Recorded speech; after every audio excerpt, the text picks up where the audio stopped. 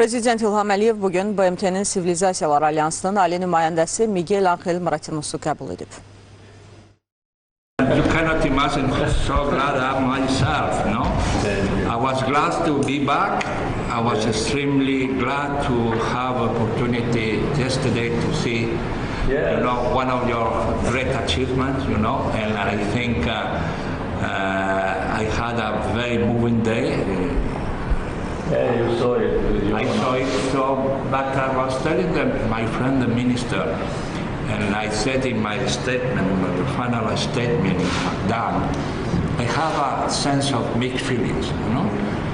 The first is to see what I have never seen in my political and professional life, how there is nothing, has been total destruction. So you become sad how in the 21st century you could witness such a...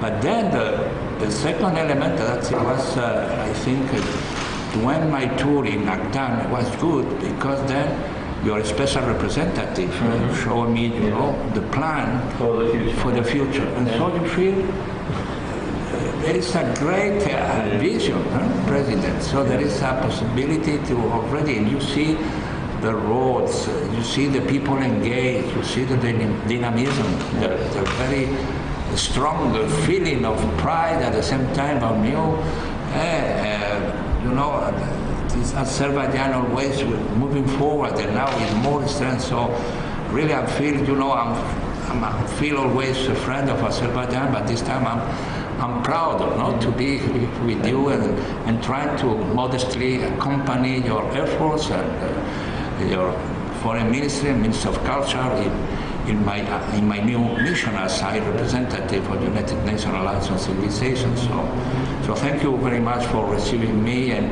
having the opportunity to preview what we can do together.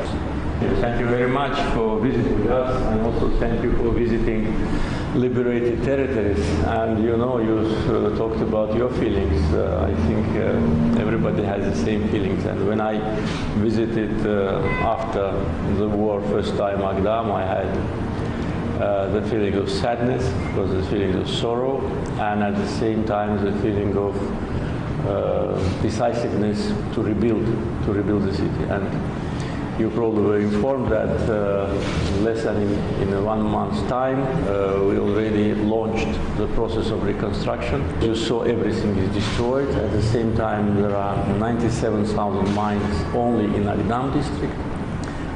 Only from Armenia we managed to get the mine maps for Agdam district, but in other districts there are hundreds of thousands of mines which they refuse to give us the maps, and we already had more than 100 casualties.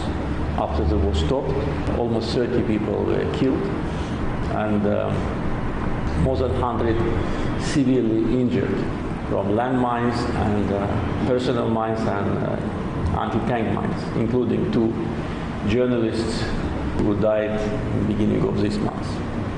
And you know, they destroyed the cities not during the war, the First Karabakh War, but after. They destroyed it systematically within almost 30 years after the First Karabakh War stopped, for several reasons. First, in order to take all this construction material, because the houses were demolished and the stones were taken. So it was a kind of a robbery.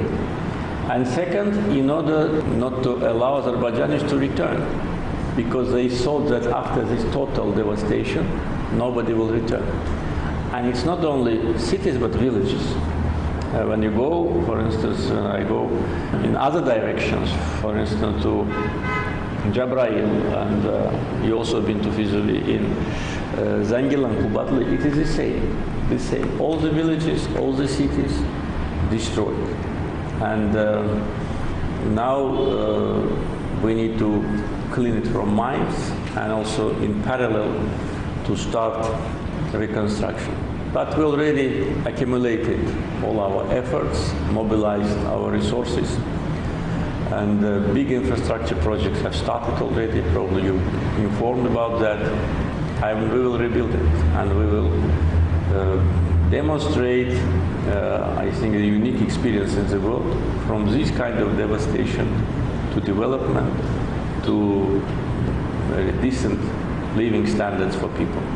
So thank you for visiting those areas. It's a really sign of your sympathy with those who suffered from war, from long-lasting occupation, and sign of support.